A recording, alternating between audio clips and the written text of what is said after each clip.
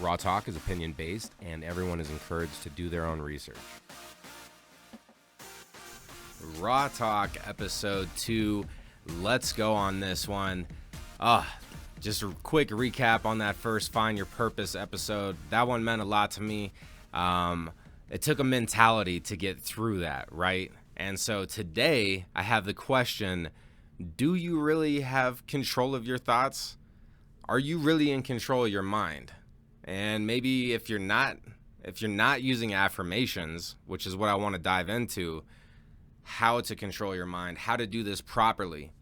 Because if we are not actively thinking about what we're thinking about, then it's going to just go rampant. Our subconscious can run rampant.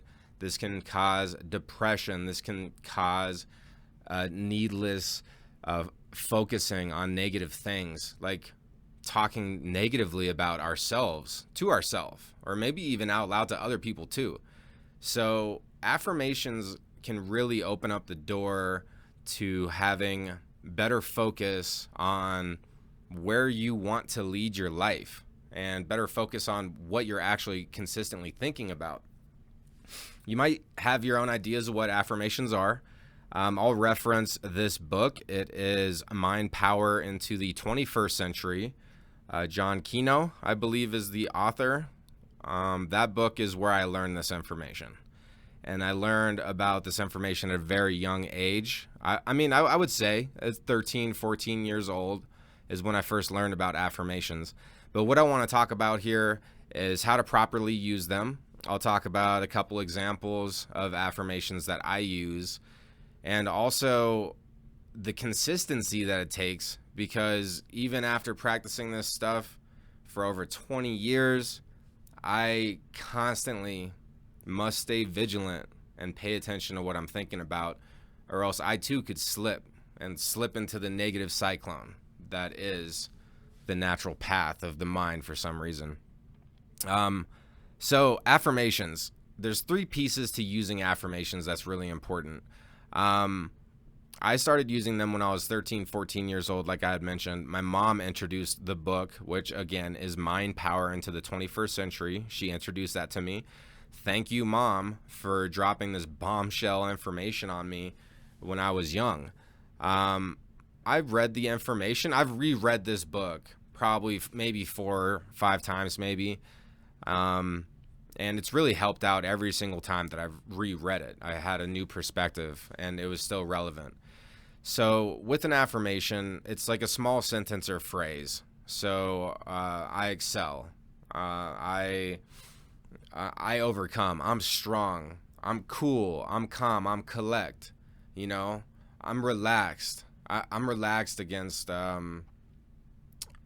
like opposition. You can come up with any affirmation. So the small sentence or phrase is really the first part. When you come up with your small sentence or phrase, you want to keep it simple and you want to keep it structured positively.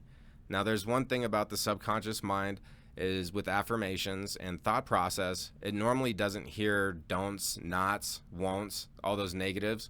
So, for example, trying to quit smoking cigarettes, the wrong affirmation would be, I don't smoke cigarettes. That's the wrong affirmation because your subconscious is hearing, I smoke cigarettes. And then you're repeating that to yourself. The right affirmation, and there's plenty of correct affirmations, but one that worked for me was, I am smoke-free and cigarettes are disgusting. Those are both positively phrased. And what does it feel like to be smoke-free? What does that look like? I'm going to stick with the cigarette affirmation right now to explain the rest of the parts. So that's the first part, is the small sentence or phrase. The second part is visualizing yourself. So you want to say it, but you also want to see it. And so you visualize yourself as if I was smoke-free. So I knew what I looked like when I was smoking cigarettes, smelly hoodies, always looking for that, like your fingers kind of stink, like it, we all know how that goes. So how do I look being smoke-free? How does that look? What does that Arthur look like? And you actually try to visualize that and really see that as if it's already been accomplished. So that's the second part. Third part here is they call it seeding, but it's really the emotions that you feel with accomplishing this affirmation, this person that you want to be. Because basically when you're using affirmations, you're creating your life, you're manifesting your life. So how do I feel being smoke free? How does that feel to me? Oh, well, I surely can take in a deeper breath of air because I'm not constantly wrecking my lungs with cigarette smoke. So that's how I would feel. I would feel excited, like I feel more energetic. Like what emotions are attached to that goal as if it's been accomplished, right? So that's the third part. So you have the small sentence or phrase, positively stated, I am smoke free. And then you have the visualization. How does that look? I'm looking at that. I can see it. And then also, how does that feel? Like, I already know now how it looks, how it sounds, how it feels to be successful when it comes to quitting cigarettes, because I already know what it's like to be smoke free. And so that's the power of an affirmation. Like, you can really pinpoint some stuff and create a small sentence or phrase and a visualization and start getting that emotional input. You could create that to tackle anything in life, like dating, health, addictions. You could attack whatever you want with affirmations, better relationships with people, everything. So it's really, really cool, but it's important that you do all three things. And there's also a cadence that you want to do this at, right? So you want to do it like 5 times a day, but only for like a minute to 2 minutes each time. Keep it short, just quick hits throughout the day, 1 to 2 minutes, doing my affirmation. Bam, bam, bam. I'm seeing it. I'm saying it. I'm feeling it, seeing it, saying it, feeling it, And with that, over time, it begins to create this energy.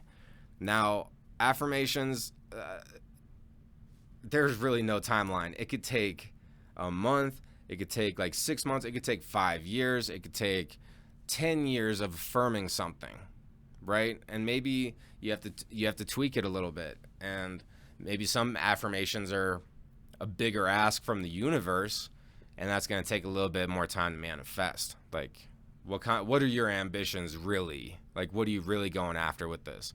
You could use affirmations for small things or going after big things. A couple areas that I have used affirmations is in my personal health, saying that I'm strong, I'm healthy, I have a strong, healthy heart, I have a strong, healthy mind. I've used that one a lot. I'm cool, I'm calm, I'm collected. I'm cool, calm, I'm in control. I like that one a lot. There's a just plethora of stuff that you could come up for, whatever it is. I encourage you to use affirmations. Now, the mind is going to use your subconscious. How it works is every single time that you say it, our subconscious is constantly recording every single thing that happens in our lives.